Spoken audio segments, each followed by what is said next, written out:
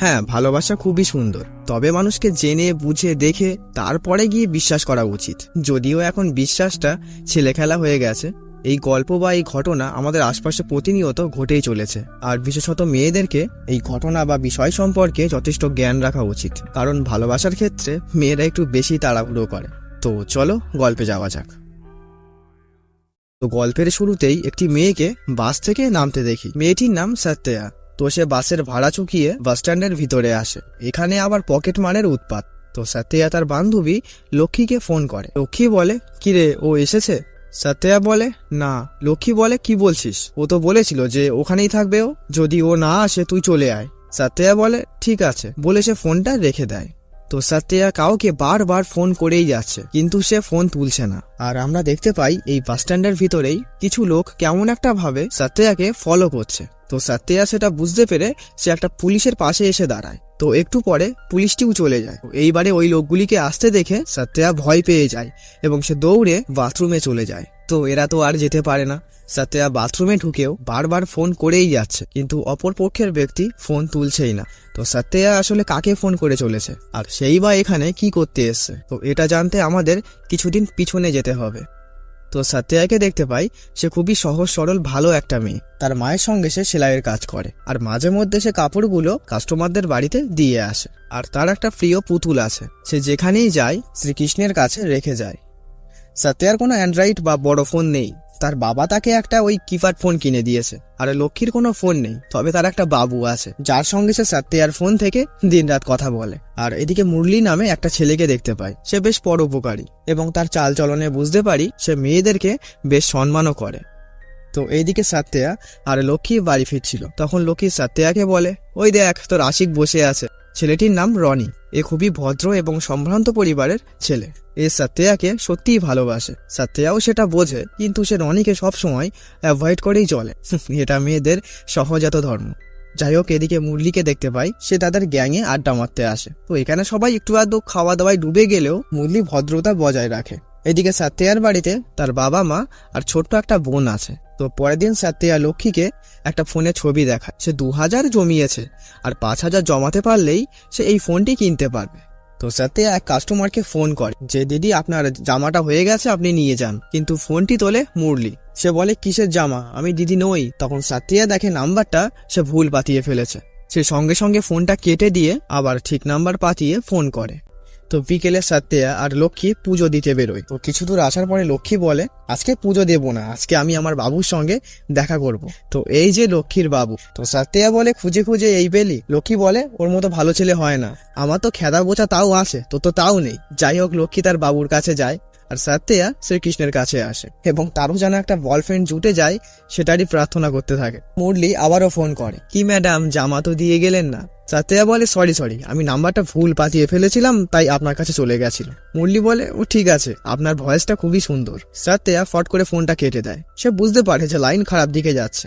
তো পরের দিন সকালে মাইকে একটা প্রচার হয় যে গ্রামে একটা নতুন শাড়ির দোকান খুলতে চলেছে। আসলে এই দোকানটি রনিই খুলছে, কিন্তু এতে রনির মা সন্তুষ্ট হয় না। সে বলে, আমাদের এতগুলো কারখানা থাকতে সেইগুলো না দেখে তুই কেন শাড়ির দোকান খুলতে যাচ্ছিস হঠাৎ? তাদের এই লোকটি বলে, কেন আবার? সত্যের জন্য। রনির মা বলে, সে আমি বুঝতে পারছি।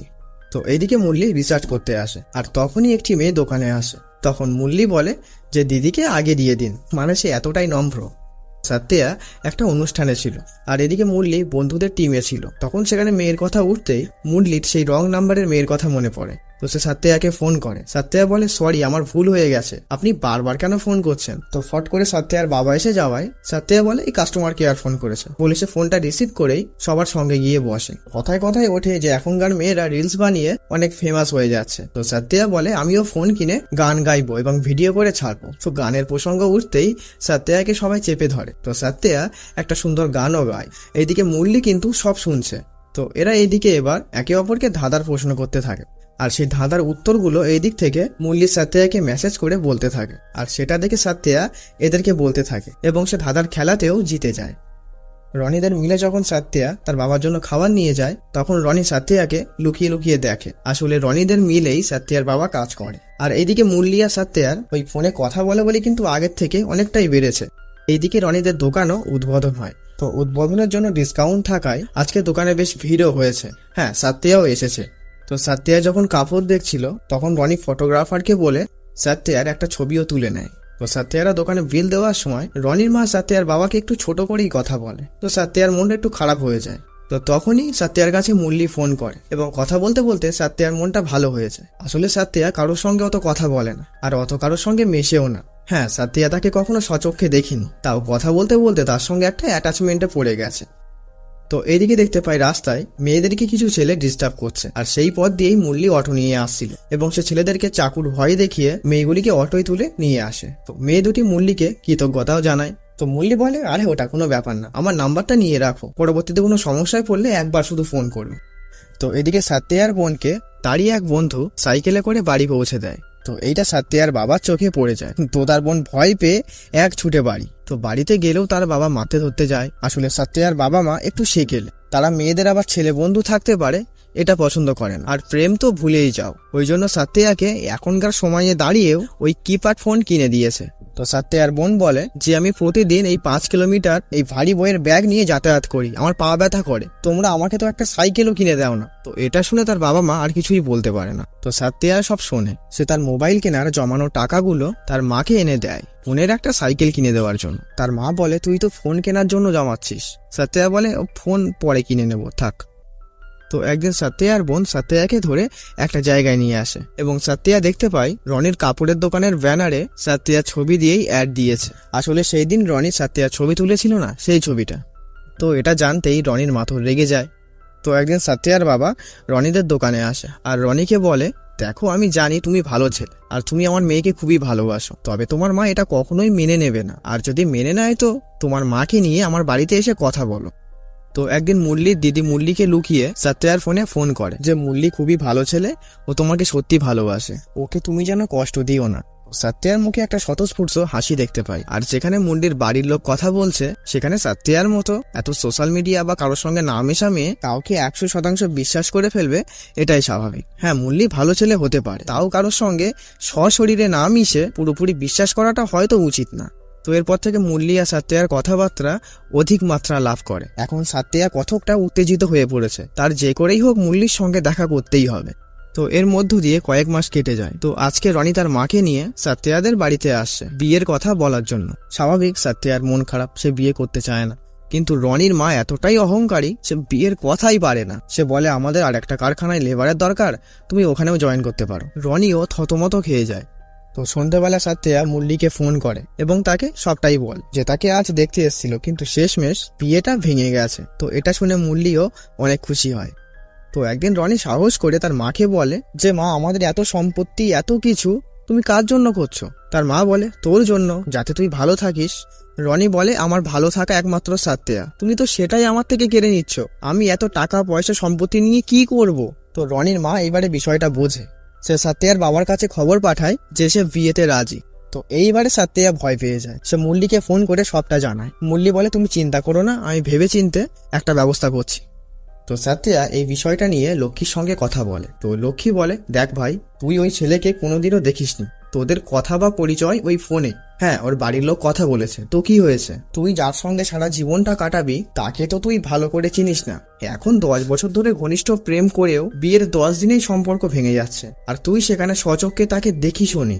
দেখ, তুই সোশ্যাল মিডিয়া অত চালাস না, কারোর সঙ্গে অত মিশিসও না, ওই জন্য তুই ব্যাপারটা এখন অতটাও বুঝছিস না। একটা ভালো কথা বলি শোন, তুই ওই মুরলির নাম্বার ব্লক করে ডিলিট করে দে। ও তোকে ভালোবাসে, তোকে ছাড়া মরে যাবে। যাই হোক, অত সহানুভূতি জানানোর দরকার নেই, তুই ওই রনিকেই বিয়ে করে নে, ছেলেটা খারাপ না। কিন্তু সাত্তিয়ার মাথায় এখন প্রেম উঠে গেছে, তাকে এখন স্বয়ং ওপরালা এসে বোঝালেও সে বুঝবে না। তো পরের দিন সাত্তিয়ার বাবা মা কোথাও একটা যাচ্ছিল, তারা 2 দিন পরে আসবে। সাত্তিয়ার শরীর খারাপের বাহানায় বাড়িতেই থেকে যায়। তো রাত্রেবেলা লক্ষ্মী সাত্তিয়ার জন্য খাবার নিয়ে আসে। তখনই মুরলি ফোন করে। সাত্তিয়া খাবার ফেলে ফোন নিয়ে উঠে যায়। লক্ষ্মীও ভাবে যে মেয়েটার অবস্থা আজকে কোথায় গিয়ে দাঁড়িয়েছে। তো এদের দুটোর কনভারসেশন থেকে বুঝতে পারি যে সাত্তিয়া কাল সকালে বাড়ি থেকে পালাবে। মুরলি ওই বাস স্ট্যান্ডেই দেখা করে নেবে। ভোর 5টায় ভাইজাগ যাওয়ার বাস ছাড়ে, ওটাই উঠে পড়লেই হবে। তো সাত্তিয়াকে লক্ষ্মী অনেক বোঝায়, অনেক বারণ করে, কিন্তু সাত্তিয়া কোনো কথাই শোনে না। তো কি আর করা, ভোর 5টায় লক্ষ্মী সাত্তিয়াকে বাসে তুলে দেয়। আর এরপরে সেই প্রথম সিনটা দেখতে পাই। সাত্তিয়া বাস থেকে নামে এবং বাস স্ট্যান্ডে কিছু লোক তাকে ফলো করছিল, সে বাথরুমে এসে লুকায়। এইবারে ফোনটা রিসিভ হয়। সত্যা বলে, মুরলি তুমি ফোন ধরছো না কেন? আমি হলুদ রঙের জামা পরে আছি, আমি বাথরুম থেকে বেরোচ্ছি, তুমি তাড়াতাড়ি চলে এসো। তো ফোনটা ফট করে কেটে যায়। তো বাথরুমের বাইরে এই মহিলা দরজায় বাড়ি মারতে থাকে। তো সত্যা এইবারে বেরিয়ে যায়, আর তখনই ওই লোকগুলি আবার সত্যার পিছু নেয়। আর এদিকে সত্যা মুরলির সঙ্গে আবারও কথা বলতে বলতে যাচ্ছে, আর পিছন থেকে একজন এসে সত্যার কাঁধে হাত রাখে। কিন্তু এ তো মুরলি নয়। সত্যা বলে, মুরলি? ছেলেটি বলে, তো এই ছেলেটির পরিচয় এইবার একটু দেই। একে সবাই আর কে বলে ডাকে। আর কে গ্র্যাজুয়েশন কমপ্লিট করে একটা চাকরির খোঁজে দৌড়াদৌড়ি করছে। আর কের চরিত্র অনেকটাই জটিল, সে যে আসলে ভালো কি খারাপ সেটা বোঝা খুবই দুষ্কর। তো আর কে একটা বাস স্ট্যান্ডে বসে থাকতে দেখি, এবং কিছুক্ষণ পরে বাসটিকে সে আটকায়। আসলে এই মেয়েটির জন্য। এর নাম বসুন্ধরা। এ একজন স্কুল টিচার তথা আর কের গার্লফ্রেন্ড। তো উপায় না পেয়ে বসুন্ধরা বাস থেকে নেমে আসে এবং সে আর কে বকতে থাকে। আসলে তাদের দুজনারই বিয়ের বয়স হয়ে গেছে, আর কে এখনো একটা ভালো চাকরি জোটাতে পারিনি, আর তাছাড়া সে এদিক ওদিক ঘুরে বেড়ায়। এটা নিয়েই একটু বসুন্ধরার রাগ। আর কে বসুন্ধরাকে বলে যে তার 500 টাকা লাগবে, গাড়ির তেল ভরতে হবে। বসুন্ধরা বলে যে তার কাছে নেই, তুমি তো কলেজে এরকম ছেলে ছিলে না, আগে ঠিক হও তারপরে সব দেবো, বলে সে চলে যায়। তো বসুন্ধরা স্কুলে এসে দেখে সেখানে আর কে দাঁড়িয়ে আছে। সে বসুন্ধরার হাতের আংটিটা খুলে নেয়। স্কুলের সবাই দেখছে, বসুন্ধরার খারাপ লাগে। দেখো আর অসভ্যতামি করো না, দেখো আমার বাড়িতে কিন্তু ছেলে দেখছে, আমি চলে গেলে তখন তুমি বুঝবে। আর কে বলে, যেতে পারলে যাও দেখি। আসলে বসুন্ধরা আর কে সে ছোট্টবেলা থেকেই চেনে। সে যে আর কে ছেড়ে কোথাও যাবে না সেটা বোঝাই যাচ্ছে, কারণ সে একটা চাকরি করে। তারপরেও সে একটা বেকার বাউন্ডুলেকে ছেড়ে যায়নি, এটাই বড় প্রমাণ। তো এর পরের দিন আর কে একটা ইন্টারভিউ দিতে আসে। বসুন্ধরা ফোন করে খোঁজ নেয় যে কি হলো। আর কে বলে, এই যাবো এবারে। তো আর কে ডকুমেন্টস দেখে স্যার বলে যে তোমার কোয়ালিফিকেশন তো যথেষ্ট ভালো, তা তুমি এতদিন চাকরি পাওনি কেন? আর কে বলে, পেয়েছিলাম, আমি ছেড়ে দিয়েছি। স্যার বলে, কেন? আর কে বলে, আমার স্যালারি পছন্দ হয়নি। স্যার বলে, তোমার কোয়ালিফিকেশন অনুযায়ী তোমার চাকরি হয়ে যাবে আমাদের এখানে, তবে আমাদের কিছু কন্ডিশন আছে। তো এরপরে আরেকজন এসে আর কে বোঝায় যে তাকে 40,000 টাকা স্যালারি দেওয়া হবে, কিন্তু তাকে 4 লাখ টাকা দিতে হবে। তো আর কে তো মাথা গরম হয়ে যায়, সে সেখান থেকে বেরিয়ে আসে। তো বাইরে এসে আর কে আর একটি ছেলের থেকে জানতে পারে যে আর কের কাছ থেকে তো তাও টাকা চেয়েছে, আর তাকে বলা হয়েছে মেয়ে এনে দিতে পারলেই চাকরি হবে। তো আর কে তার বন্ধুকে ফোন করে বলে, আমার চাকরি পেতে হলে হয় টাকা দিতে হবে, না হলে মেয়ে দিতে হবে। তার বন্ধু বলে, মেয়ে? আমাদের ভাই আছে তো, বলে দেখ। তো আর কে কিছু না বলে বাস স্ট্যান্ডে একটা দোকানে আসে। এটা সেই বাস স্ট্যান্ড যেখানে সত্যা ছিল। বাথরুমে সত্যা মুরলিকে বারবার ফোন করছিল, তো মুরলির ফোন বন্ধ হয়ে গেছিল। তো সে ফোন খুলে সত্যাকে ফোন করতে থাকে, আর এই দিক থেকে একই সময় সত্যাও মুরলিকে ফোন করছিল, যার ফলে দুজনার ফোনই ব্যস্ত বলছিল। আর তখনই বাস স্ট্যান্ডে একটা পকেটমার ধরা পড়ায়, তাকে লোকজন ধাওয়া করে এবং সে মুরলির সঙ্গে এসে ধাক্কা খায়। মুরলিও পড়ে যায়, তার সঙ্গে তার ফোনটাও ছিটকে যায়। আর কে পুরো বিষয়টাই দেখছিল, আর একটা লোক এসে ফট করে মুরলির ফোনটা তুলে নিয়ে পালিয়ে যাচ্ছিল। তো আর কে তার পিছু করে এবং লোকটিকে বলে, ফোনটা দে। তো আর কের হাবভাব দেখে এ লোক ভয় পেয়ে ফোনটা দিয়ে দেয়। আর এদিকে সত্যা ফোন করে, কিন্তু করে আর কে ফোনটা রিসিভ করে। তারপরে সত্যা ওইগুলোই বলেছিল যে মুরলি তুমি ফোন ধরছো না কেন, ইত্যাদি ইত্যাদি। তো আর কে দেখে আর একটা নাম্বার থেকে মুরলির ফোনে ফোন আসে। তো আর কে সেই ফোনটা রিসিভ করে, আর তখন এদিকে সত্যার ফোনটা কেটে যায়। কিছুক্ষণ পরে আবার সত্যা ফোন করে একাই বকতে যাচ্ছিল, এবং সত্যার দেওয়া বর্ণনা অনুযায়ী আর কে সত্যার কাঁধে গিয়ে হাত রাখে, এবং সত্যা আর কে মুরলি ভেবে তার সঙ্গে চলে আসে। এই হচ্ছে মুরলির জায়গায় আর কে ঢুকে যাওয়া গল্প। তো এদিকে মুরলি তার ফোনটা না পেয়ে বাস স্ট্যান্ডে আসে, এবং সত্যার দেওয়া বর্ণনা অনুযায়ী সে তাদেরকে বলে যে এমন কোনো মেয়ে বাসে করে এসে কিনা। তো তারা তো অতটাও বুঝতে পারে না, আর মুরলির সত্যার নাম্বারও মুখস্থ নেই, তাই সে ড্রাইভারের ফোন থেকে তার ফোনে ফোন করে। কিন্তু এইদিকে আর কে মুরলির ফোনটা সুইচ অফ করে দিয়েছে। তো এরপরে মুরলি বাস স্ট্যান্ড থেকে বেরোতে গেলেই ড্রাইভার মুরলিকে চিনিয়ে দেয় যে ওই মেয়েটা হয়তো। তো মুরলি এইবারে সত্যাকে ডাক দেয়। তো সত্যা এইবারে চমকে যায়। তখন আর কে সত্যাকে বলে, তুমি কিন্তু ফেসে যাবে, আমি ফোনটা পেয়েছিলাম। তার কথা শেষ হওয়ার আগেই মুরলি সেখানে চলে আসে। তো আর কে মুরলিকে ফোনটা দিয়ে চলে যায়। এই ঘটনায় সত্যা এত থতমত খেয়ে গেছে। সে মুরলিকে বলে, আমি ব্যাপারটা কিছুই বুঝতে পারছি না। মুরলি বলে, ও ঠিক আছে। তো মুরলি সত্যাকে নিয়ে একটু ঘুরতে আসে। সত্যা তো গ্রামের মেয়ে, তার এই শহরের চাকচিক্য খুবই ভালো লাগছে। তো সত্যা মুরলিকে বলে, আমার না সমুদ্রের বিচে যাবার খুব শখ। মুরলি বলে, ঠিক আছে, সন্ধ্যেবেলা নিয়ে যাব। তো এখানে দেখতে পাই আর কে তাদের পিছু নিয়েছে। তো একটু পরেই সত্যা আর কে দেখতে পায়। সে মুরলিকে বিষয়টা জানায়। মুরলি বলে, ও হয়তো আমাদের ফলো করছে, ওর সঙ্গে ডাইরেক্ট কথা বলাই ভালো। তো মুরলি এসে আর কে বলে যে, ভাই কি ব্যাপার তোর? আর কে বলে, আমিও তো সেটাই বলছি, তোর কি ব্যাপার? মুরলি এইবারে আর কের কলার ধরে বলে, তুই আমাদের ফলো করছিস কেন? এই গায়ে হাত দিয়ে কথা বলাটা আর কের পছন্দ হয় না। ব্যাস তাদের মধ্যে মারপিট লেগে যায়। তো সত্যা তাদেরকে ঠেকাতে গেলে সে ধাক্কা খেয়ে কাদার মধ্যে পড়ে যায়। তো এই সুযোগে মুরলি আর কে জোরে ধাক্কা দেয় এবং সে কিছুটা আঘাত পায়। আর মুরলি সাত্যাকে নিয়ে সেখান থেকে চলে যায়। এই হচ্ছে গুজ্জার ভাই। আর্কের সঙ্গে এর সম্পর্ক ভালো এবং তার হাতে বেশ পাওয়ারও আছে। তো আর্কের গায়ে কাটাকুটি দেখে সে বলে এসব কি করে হলো। আর্কে বলে চলো আগে ওটাকে পিটিয়ে আসি। তো এইদিকে মুরলি সাত্যাকে একটা জামা কিনে দেয়, কারণ তার জামাটা নোংরা হয়ে গেছে। তারপরে মুরলি সাত্যাকে নিয়ে একটা হোটেলে আসে। তো মুরলি সাত্যাকে জামা কাপড় চেঞ্জ করতে বলে সে খাবার আনতে চলে যায়। তো একটু পরেই লক্ষ্মী ফোন করে আর সাত্যাকে বলে যে মুরলির সঙ্গে দেখা হয়েছে। সাত্যায়া বলে হ্যাঁ হয়েছে, ও অনেক ভালো সুন্দর, আমরা এখন একটা হোটেলে আছি। লক্ষ্মী বলে কি হোটেলে, তুই ওখানে কি করতে গেছিস? লক্ষ্মীর আর যাই হোক এক্সপিরিয়েন্স আছে এইসব ছেলেদের ব্যাপার নিয়ে। সে বলে ভাই তুই ওখান থেকে এক্ষুনি বেরিয়ে আয়। সাত্যায়া বলে আরে ওই রকম কোনো ব্যাপার না, সে অনেক বড় ঘটনা, তোকে বাড়ি গিয়ে আমি সব বলবো। তো দরজায় হঠাৎ করে কেউ নক করে। সাত্যায়া দরজা খুলতেই এক মহিলা ঘরে আসে। এদিকে মুরলি খাবার নিয়ে যখন অটোতে উঠছিল তখন আর্কের চোখে মুরলি পড়ে যায়। সে তৎক্ষণাৎ গুজ্জার ভাইকে গিয়ে বলে এবং তারা সঙ্গে সঙ্গে অটোটিকে ফলো করতে থাকে। তো একটু পরেই মুরলি রুমে চলে আসে এবং সে সাত্যাকে বলে এটা আমার দিদির মতোই, এই হোটেলটা এই চালায়। তো মহিলাটি মুরলিকে বলে তোর তো ভালো চয়েস আছে, এবং সে একটা জায়গার নাম করে বলে যে তোরা ওখানে যাচ্ছিস তো। তো সাত্যায়া চমকে যায়, সে ভাবে এ আবার কোথায় যাবে। তো তখন মুরলি ব্যাপারটা ম্যানেজ করে বলে আরে দিদি তুমি কিসব বলো না, বাইরে চলো বুঝিয়ে বলছি। মুরলি বলে তুমি ওর সামনে কিসব বলছো হ্যাঁ? মহিলাটি বলে বেশি বকবি না, তোকে কোথাও পাওয়া যাচ্ছে না, আমি জানি শেষমেশ তোকে এই হোটেলেই পাবো, টাকা নিয়েছিস কিন্তু চালাকি করবি না। মুরলি বলে হ্যাঁ সে সব ঠিক আছে, এখন ওকে আমি ভোগ করব, তারপরে তুমি যেখানে নিয়ে যেতে চাও যাও। তো এখানেই আমরা বুঝতে পারি যে মুরলি আসলে কতটা ভদ্র ছেলে, তাদের আসলে এই মেয়ের ব্যবসা। তো মহিলাটি মুরলিকে বলে ঠিক আছে মেয়েটার কটা ছবি পাঠিয়ে দিস, আমাকে পাঠাতে হবে। আর হ্যাঁ মেয়েটা কিন্তু 22-23 বছরের, আর ও অতটাও না, একটু আস্তে করিস। মুরলি বলে ঠিক আছে তুমি যাও যাও।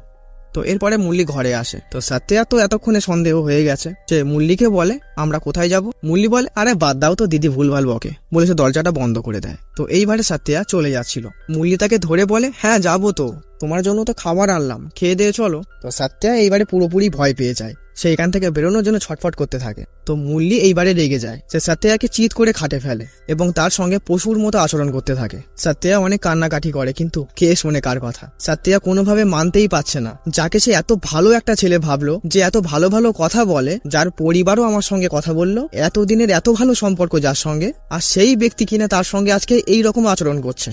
তো এমন সময় দরজায় কেউ বারবার করাঘাত করতে থাকে। তো মুরলি তো রেগে যায়, সে দরজা খুলতে গেলে সাত্যায়া পালিয়ে বাথরুমে গিয়ে দরজা বন্ধ করে দেয়। তো মুরলি দরজা খুলতেই আরকে মুরলিকে এক ঘুষি মারে এবং তাদের মধ্যে এখানে বিশাল ফাটাফাটি মারপিট হয়। তো এইদিকে সেই মহিলা চলে আসে, সে বলে কি ব্যাপার কি হচ্ছে? গুজ্জার ভাই বলে ভিতরে মারপিট হচ্ছে। তো মহিলাটি পুলিশকে ফোন করবে এমন একটা ভাব নেয়। তখন গুজ্জার ভাই বলে আমার কাছে এসপি নাম্বার আছে, লাগবে? তো মহিলাটি আর কথা বাড়ায় না, সে চলে যায়।